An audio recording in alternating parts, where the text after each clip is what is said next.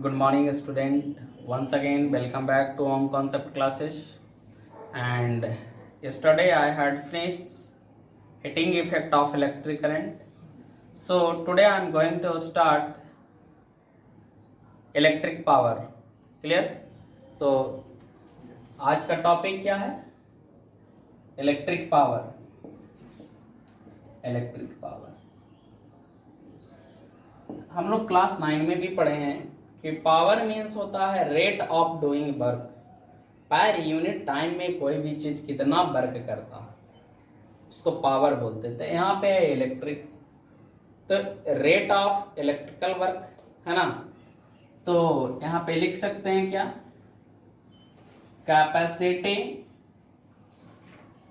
Capacity to do electrical work, right? Electrical work in per unit time. In per unit time is called electric power. इसको क्या बोलेंगे? Electric power.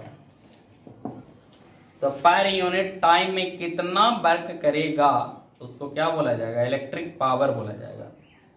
Represented by P. किस चीज से represent करते हैं?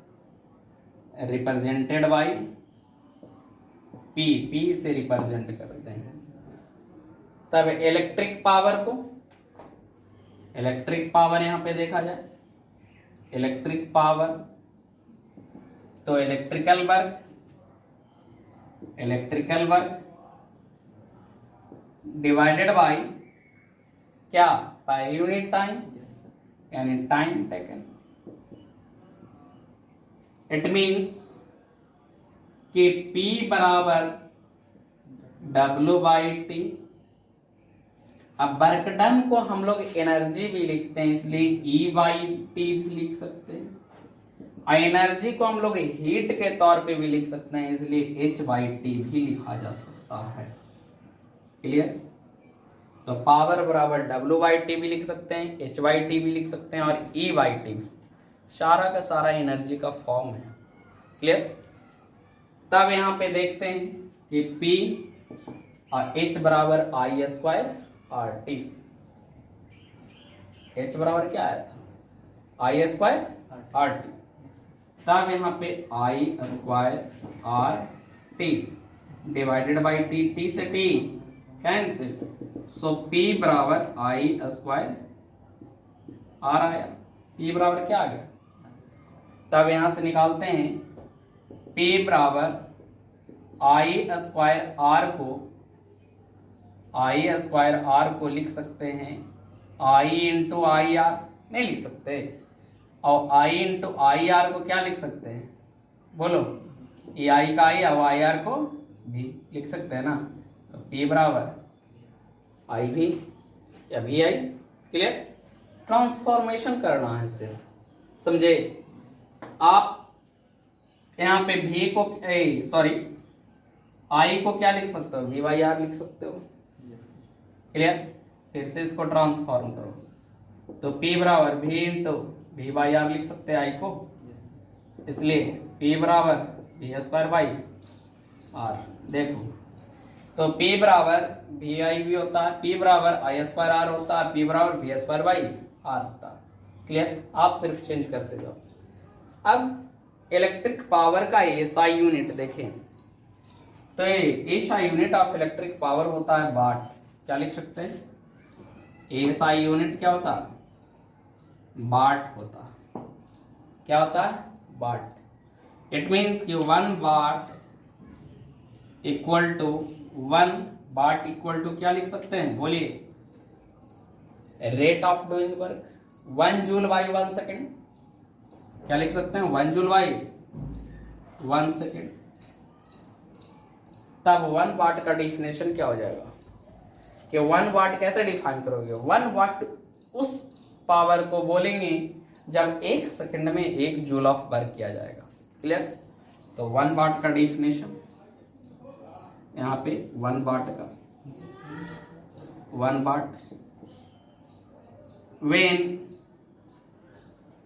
1 joule of work 1 joule of work is done in 1 second is called 1 watt, is called 1 watt. इसको क्या बोलेंगे? 1 वाट बोलेंगे। तब यहाँ पे पूरे तरीके से इलेक्ट्रिक पावर क्या हुआ, फिनिश हुआ। आगे देखते हैं कॉमर्शियल यूनिट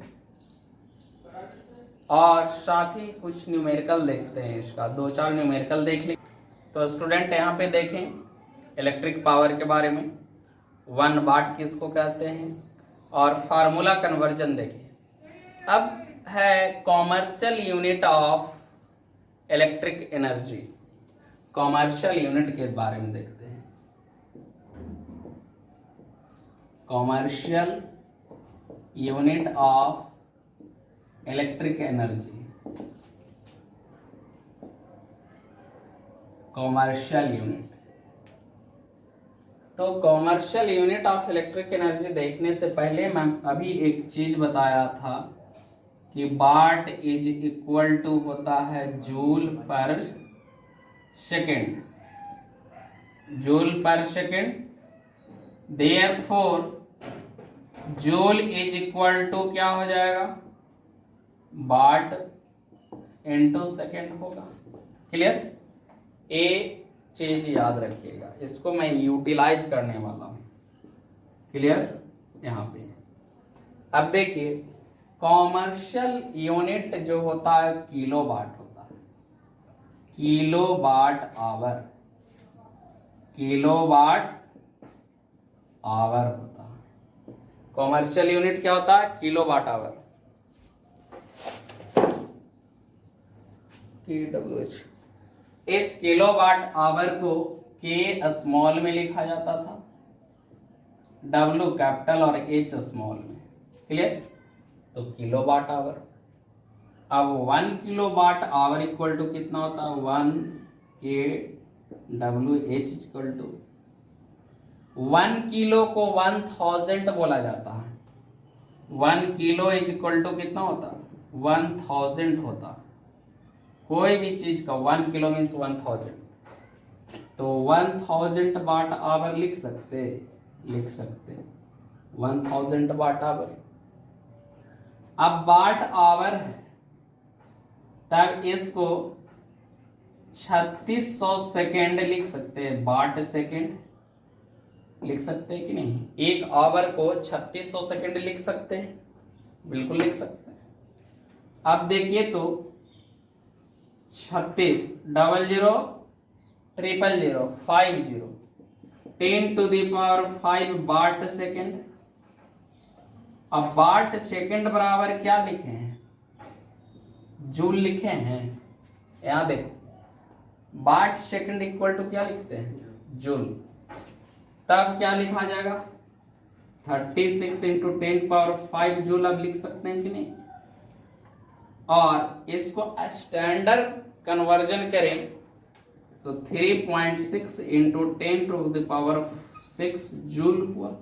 कितना बराबर? 1 kilo watt hour equal to.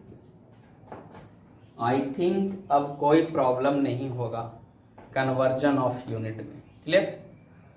इतना आराम से समझाया हूं।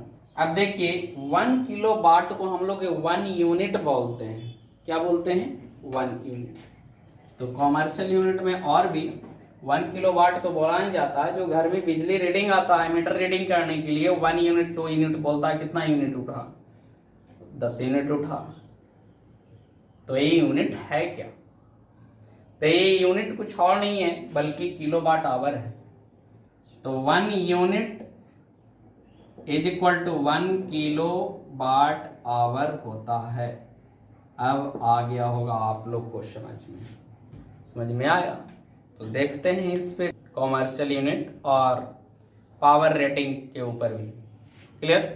तो देखते हैं यहाँ पे सबसे पहले कि सपोज दैट एक क्वेश्चन है कि कोई घर में कोई हाउस है, उस घर में फैन चलता है, क्लियर, हीटर है और बल्ब है। क्लियर? और भी कुछ ले लूं, इतना काफी है। क्लियर? फैन जो है टोटल 10 फैन है, बड़ा बिल्डिंग होगा। क्लियर? और प्रत्येक फैन का each फैन जो है वो है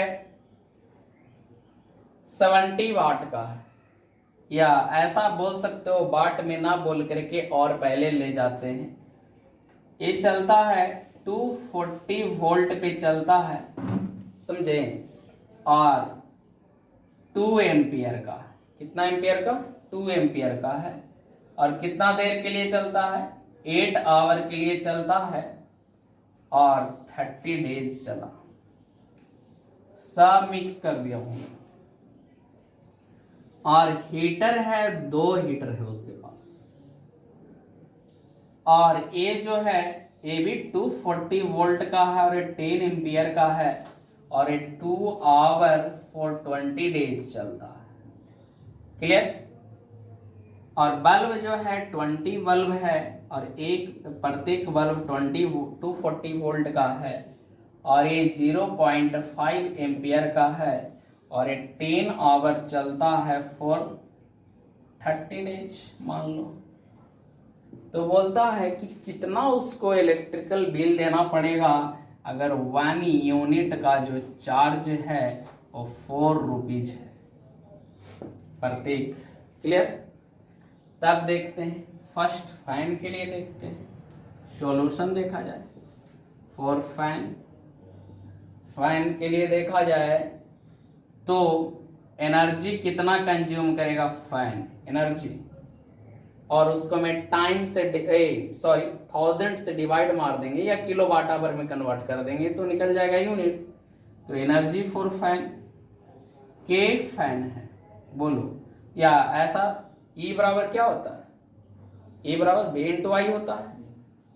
E बराबर या W बराबर वी आई होता है ना, अभी निकाले हम। तो V वोल्टेज कितना है? 240। करंट कितना है? 2। कितना है? 10। कितना आवर चला? 8 आवर चला। और 1 सेकंड में कितना होता है? 3600 सेकंड में। कितना दिन के लिए चला? 30 दिन के लिए चला। इसको कैलकुलेट करो, मान लिया जाए आ गया x आ गया जूल। कैलकुलेट करो, उसको कैलकुलेट करेगा अच्छे से। क्लियर? अब यहाँ पे देखते हैं कि एनर्जी किसके लिए? हीटर के लिए। कितना है? 240 वोल्ट का। क्लियर? कितना एम्पियर ले रहा है? 10 एम्पियर ले रहा। कितना है? 2 फैन, 2 हीटर है। कितना आवर के लिए चला? 2 आवर के लिए। आवर को सेकंड में कन्वर्ट करो तो 3600 से, और ए 20 डेज के लिए चला। ये मान लेते हैं 22 जूल आ गया। क्लियर? अब बल्ब के लिए निकालते हैं एनर्जी फॉर बल्ब। तो कितना है? 240 कितना एम्पियर का? 0.5। 20 बल्ब है, कितना आवर के लिए चला? 10 आवर के लिए। सेकंड में कन्वर्ट करिए तो इतना, और 30 डेज के लिए। ये आ गया जेड जूल। टोटल कैलकुलेट करेंगे टोटल एनर्जी, तब क्या हो जाएगा? x plus Y plus Z joule आ गया। x plus Y plus Z joule आया। ए जूल आया एनर्जी, समझ में आया? तो टोटल एनर्जी यहां पे आ गया। अब इसको किस चीज में कन्वर्ट करना है बताइए? किलोवाट आवर में। तो हम लोग जानते हैं कि किलोवाट आवर निकालने के लिए हम लोग को क्या करना पड़ेगा? ए जो आया x plus Y plus z, इसको मैं 3.6 इंटू 10⁻6 से डिवाइड मार देंगे तो आपको क्या आ जाएगा? क्योंकि 1 किलो जूल बराबर 1 किलो वाट आवर बराबर कितना होता है? 3.6 इंटू 10⁻6 जूल। तो टोटल जूल में इतना से डिवाइड मारेंगे तो आएगा कि नहीं? मान लिया जाए एक किलो वाट आएगा, तो इतना यूनिट हुआ ना जी, इतना यूनिट। एक्स वाई जेड और ए का वैल्यू आप लोग निकालिएगा, कैलकुलेट कीजिएगा, तो यूनिट आया। अब इतना यूनिट, अब पर यूनिट कितना पैसा लग रहा है? 4 रुपीज आ रहा है। इसलिए लिख सकते हैं total cost is equal to unit into कितना रुपीज, 4 रुपीज, यानी ए यूनिट इंटू 4 यानी 4A रुपीज आ जाएगा। आप लोग को सिर्फ कैलकुलेट करना है एक्स वाई और जेड, और तीनों को जोड़ करके ए है ना डिवाइड करिएगा इतना से, तो ए और ए में 4 से मल्टीप्लाई कीजिएगा 4A। तो इस तरीके से बनते हैं न्यूमेरिकल, बहुत ही आसान। क्लियर? आज का टॉपिक यहीं पे एंड हुआ। नेक्स्ट क्लास में स्टार्ट होगा magnetic effect of electric current.